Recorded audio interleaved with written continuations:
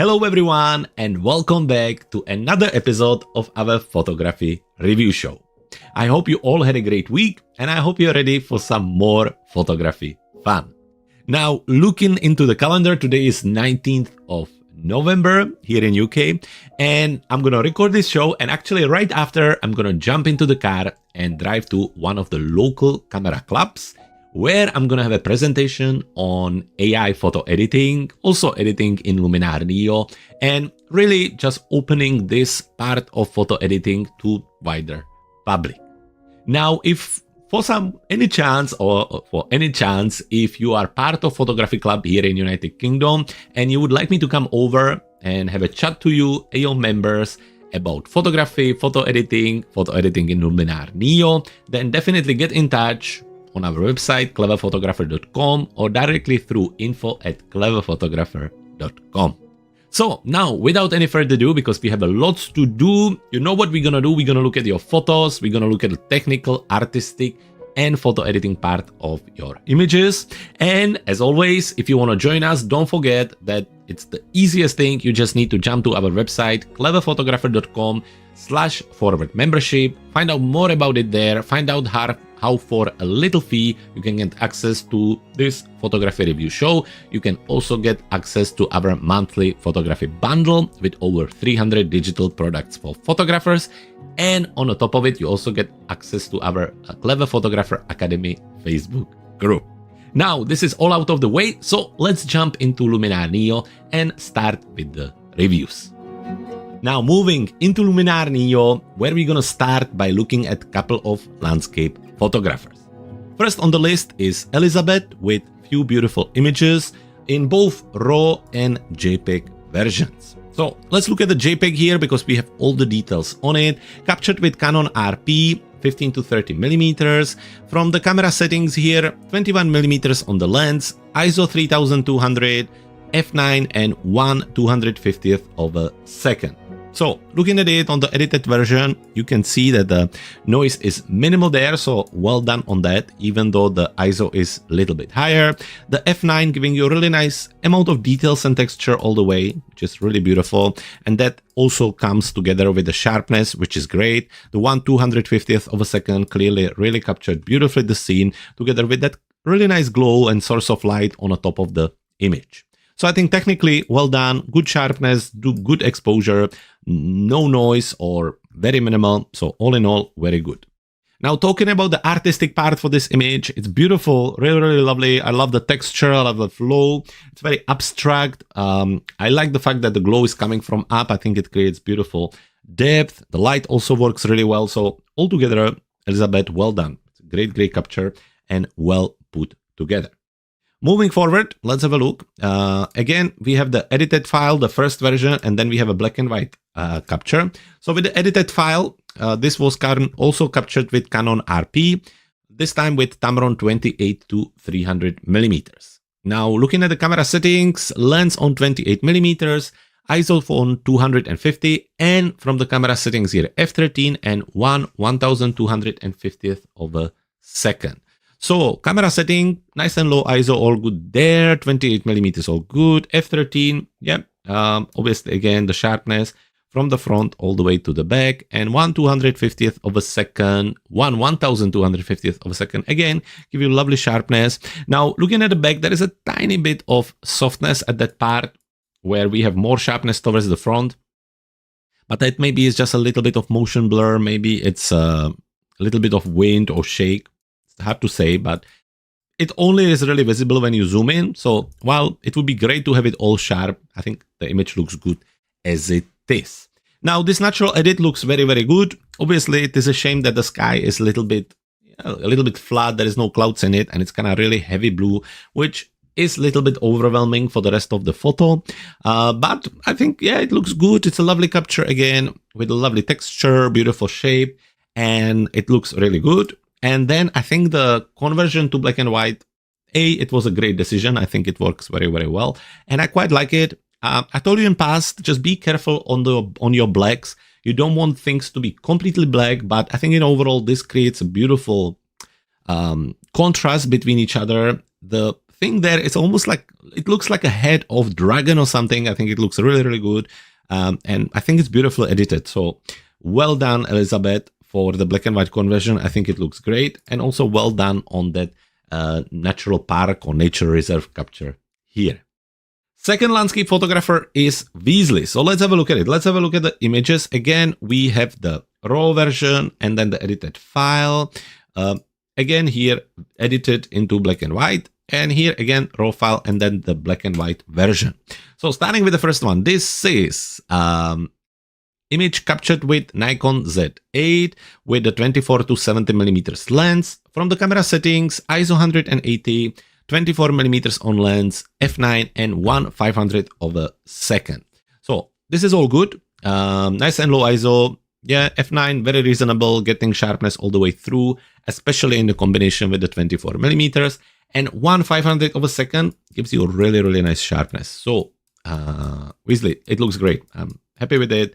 Colors, everything, details, no noise, all good there. Obviously, we know that there is lack of texture in the sky, but there's nothing you can do about it. Just one thing to keep an eye on is your sensor dust. You can kind of see one here, and I think I saw one more. Now, if you have Luminar Neo, which I think you do, you know what to do. Easiest way is just to jump into Edit Module, use the Erase tool, use the Remove Dust Spot, which really only takes a few seconds, and then remove these spots all together. Anyway, let's look at the edited version. Let's go back to the catalog, which looks great. Let's have a look if you remove the dust spot. You did. Well done. So perfect. Anyway, similar to Elizabeth, sometimes the pure blue really take lots of attention away from rest of the image. And especially when the rest of the image has a very natural colors, like your shades of gray, brown, and warm. So in that case, when this happens, when you just have a one shade of blue and you don't want to do the sky replacement, I always suggest to adjust the saturation of the blue. Now that can be done in the editing module using simple HSL panel, where we can go into saturation and just take the blue slider and bring it down. Bring it down until it gets more pastel color, which in this case, so much better work with the rest of the photo. But have a look at it before. With that level of saturation, it really attracts attention of the viewer eyes. When you bring it down, it's still blue, but it's much lighter and it is much more complementary with the rest of the photo. So that's what I would do there. But I think it works very well. It's a great capture, lots of details, technically well done, well put together. I really enjoyed the panoramatic crop. I think it works really, really well. And yeah, well done. Great capture. Now, I think you've done a black and white conversion here. So, black and white conversion. Again, make sure you watch it from the beginning where I was talking to Elizabeth. Keep an eye on this really heavy contrast in the sky because if the sky will be too dark and it will be too dark without any kind of gradient, you will get these elements when it just doesn't look natural. It looks like it's cut off. The contrast is so big that you get this part. And on the top of it, when we come to the trees, you get this glow around the trees. Simply because the background was brighter before and now you're trying to darken it. And the trees are elements which are a little bit transparent and the leaves there and everything. And it will give you this glow. So keep an eye on it. Don't darken the sky too much when this happens because then immediately you get these artifacts and it just doesn't look very natural. The rest is fine. I have no problem with it. I think it's well put together, but just keep an eye on these parts and don't darken the sky as much. So back to that and let's have a look at the second photo, which was this one. This was the raw file. Nikon Z8 as well, 24 to 70 millimeters, ISO 160, f7.1 and 1/640th of a second. From camera settings, all good there. 24 millimeter, which is very good. So let's have a look at it. Sharpness, perfect, no problem again.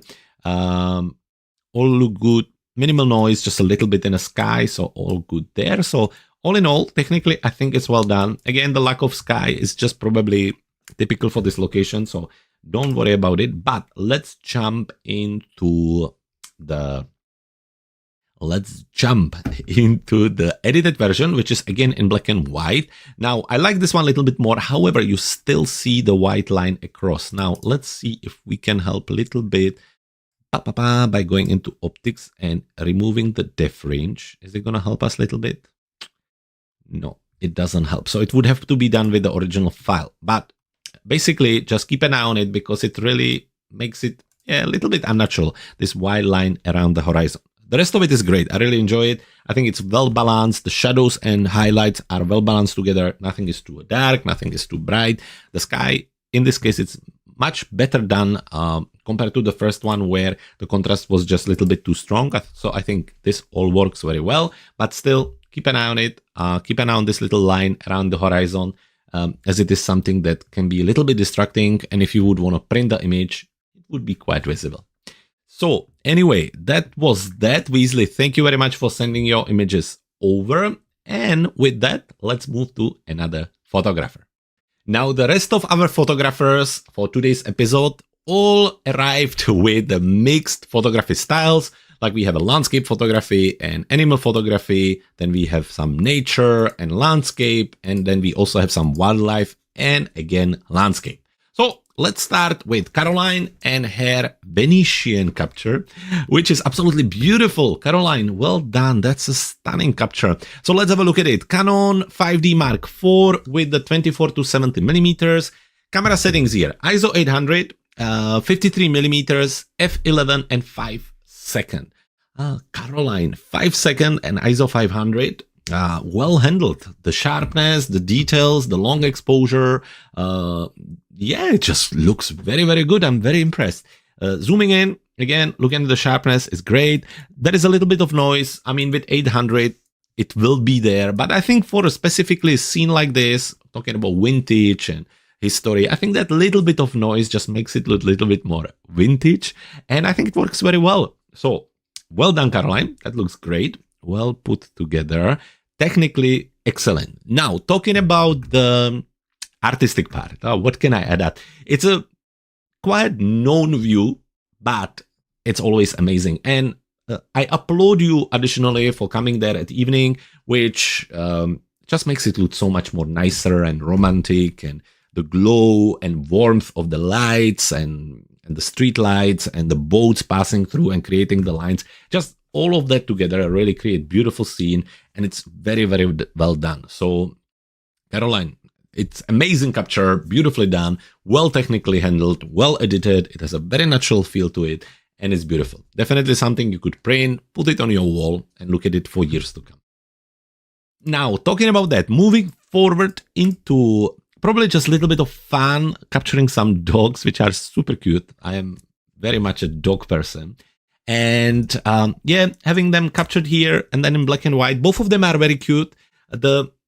Obviously, you have removed the background, which unfortunately, because they are kind of small resolution, I can't see. Some of it looks just a little bit sharp for my liking. But yeah, it's cute. Like the sharpness, the light is very nice. The edges are a little bit too tight for me. So just keep an eye on that. Also, when you're doing darker background, I quite like the dark background, but I'm not a fan of complete dark. So if you can just maybe tune it down a little bit to gray, I think that makes it all look a little bit more natural. Yeah, and just maybe when it comes to masking and cutting things off, lots of people are keen to use 100% sharpness. So basically unsoft brush. But actually in nature and in photography and painting and so on, there is very, very rarely that level of sharpness. There is always just a little bit of softness. And so lots of professional photographers, when they're adjusting their brush to softness, they actually leave 5 to 15% of the softness when they're cutting things like this, just because it doesn't sound right, but the result actually looks so much more natural, and it's something that you should definitely try and see if it's going to work for you. So definitely a fun project. The black and white is also very nice. Keep an eye on your highlights, blacks and whites, because some parts look just a little bit too dark for me. I think you would like to have them a little bit more open, but well done there. And this image is absolutely epic. Caroline, well done. Which brings us to Tony. Tony, what do you bring us this week? So we have two beautiful castles. Oh, I just want to say castles, but maybe it's the same place. Anyway, and then two beautiful flowers. Tony, let's have a look at it. We've seen flowers from you before, but we haven't really seen that many castles or landscape from you. So let's jump to it. Starting with this one, captured with Canon 7D 18 to 135 millimeters. So all good there. ISO, nice and low, 250. You know what to do. The lower, the better. 24 millimeters. It's about as wide as I go on my landscape photography, so good there.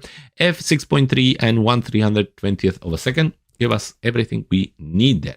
Now, zooming in on the image, the sharpness is very good. The noise, yeah, there is just a little bit in the kind of darker areas, but again, for a scene like this, I think it works really well. It just adds a little bit of vintage to it. The light is really nice and diffuse, nothing crazy. The sky behind just makes it work all together. So well done, Tony. It's a lovely kind of close-up shot. It's not close, but obviously you could also take a picture of it from further. And it really kind of brings the feeling of the castle. It makes us right away aware of what we're looking at, what you're trying to show, the clear subject. All of that works very well together with this very natural and light editing, again, which works really well. One thing to keep an eye on, Tony, is the straightening of the lines, especially when you're photographing structure or architecture like this. It's always good to double check that it's straightened. One way to do it here in Luminar Neo is just to use the automatic straightening, which basically align it for you, or you can use the vertical, horizontal, and aspect sliders on your own. But just something like this, just to balance it nicely together. And then the second castle image, also captured with Canon 7D, height 18 to 135 millimeters, and ISO 250. I almost start to think that you use exactly the same settings. Let's have a look. Different f-stop. 35 millimeters, f10, 1/320th of a second. You would be surprised how many photographers, without knowing, without thinking about it, dialing the same numbers over and over just because they get used to it. You know, it's nothing we think about. It's not like we're trying to copy. We just keep using the similar settings. Our eye looking at the scene, seeing it the same way. So we are keen to kind of copy it. So I was just wondering if you did the same. So nice and low ISO, f10, yeah, giving us the sharpness all the way, 1/320th of a second, freezing the moment. Lots of lovely things happening here. The warm light, the natural edit, the texture in the sky, the water giving us really nice flow together with the reflection, the animals helping us with the depth, the tree. It's beautiful, Tony. I love the image so much. Zooming in, the sharpness is good. Touch of noise, no problem there at all. Again, lots of things work very well on this photo, and I think it's beautiful. Yeah. I quite actually don't mind the trees on each side. I think it creates nice depth and it helps us to open the photo. And again, the light highlighting the castle just help with the overall feeling. So Tony, this is great. Well done. Great picture. And then we have two images of a flower. I will not spend much time on it today, but beautiful capture again. Lovely crop, lovely contrast, lovely colors, beautiful textures on it. And another great image. Yeah, again, that kind of square crop with the darker background, brighter foreground, lovely contrast of the colors, just well put together. And that brings us to Zdeněk. Zdeněk, all the way from South Africa, is bringing us two images today. And what we're gonna do, we're gonna start with the first one right here. Zdeněk, lovely road, leading line with a tree, lonely tree with the background of the sky, some mountains. It all looks very good. Actually, the one single shadow looks quite epic there as well. Now, from my first look at it, one thing I'm not 100% sure about the orange. It just seems to be a little bit unnatural or standing from the rest of the photo. That's something we can adjust there. But the rest of it looks good. Canon 77D 24 to 105 millimeters, ISO 100, f13, 1/200 of a second. So camera settings, no problem there. Don't need to worry about that. Sharpness, all good. Noise, yeah, just very minimal, no problem as well. So all good in that. Now the composition is good, as I say. The flow works very well. The tree almost as a main subject, giving us a really nice sense of depth. The shadow on the road also works very well. So all in all, lovely put together. So it's more about the cameras, not cameras, about the editing, where, as I say, I think this part is just a little bit standing out. Now we can try to remove the color cast, which doesn't always work. So in that case, we could lower the saturation, you know, my trick, lower it all the way, and then keep an eye on the image, don't look at the slider, and bring it up as far as you think it works. Now looking at it, often, I end up around -15, -20. And I think that already helps us. So the before and after, that will give us a little bit more natural result. And to top it off, just a tiny bit of for the orange on our saturation. So HSL panel, saturation, little bit less orange, little bit less yellow. Nothing crazy. Don't change it, just adjust it a little bit so the overall feel of the image is more in balance. Coming back to Weasley, I think, super blue sky with very natural rest of the photo. The sky will get all the attention. Here, exactly the same. Super yellow road gets all the attention. Everything else kind of disappear, which isn't very balanced composition, isn't very balanced image. So there you have it. This is what I would do with it. I think it would look great black and white as well, but we done it in past. So let's move on to the second image, which is this capture of an elephant. Beautiful photo, beautiful capture, lots of lovely details there. Canon 77D, 24-205, ISO 100, f5.6 and 1/200 of a second. 1/200 of a second. What kind of sharpness? Oh, very good, very good. So either he was standing or there is a trick I don't see, but for that kind of slower shutter speed, it's well captured. Now, one thing which I know that you would know already, I don't even need to talk about it, but for the others, the issue with this image is, and this is quite often for wildlife in their natural habitat, is that actually the elephant almost disappears with the rest of the photo. It really blends in. The only thing that letting us kind of really, obviously we can see it, but it doesn't really stand out from the photo. You can see that, yeah, it's all kind of together. There's a little bit missing contrast to really make the subject stand out. Not sure how to really work with that. Black and white would work in some way with maybe some heavy dodge and burn. Maybe softening the background could be also a way to do it. Maybe darkening the background a little bit as well. But that would be definitely something that I would work on. Let's just quickly, turn it into black and white and see if that helps. And that helps a little bit. It removes the similarity of the color. It's still similar shades of gray, but maybe that's something what I would do and see if that would help and really work around with that. So maybe softening, blurring a little bit the background, darkening it a little bit, and yeah, ending up with something like this. Anyways, Denik, beautiful two captures. As always, the elephant is beautiful. In a comment, if you have a moment, let me know how is it with the shutter speed. If what the 1/200 of a second is more than enough, that would be quite good to know. And well done on this one. Also, great capture. Thank you for sending it over. Folks, have a lovely rest of your Tuesday, wherever you are. I'm off driving to Havant, I think is the name of the town, talking to more photographers. I'm really excited. So have a great week. See you again in 7 days here on Tuesday, talking about your photos and sharing ways on how you can keep moving your photography forward.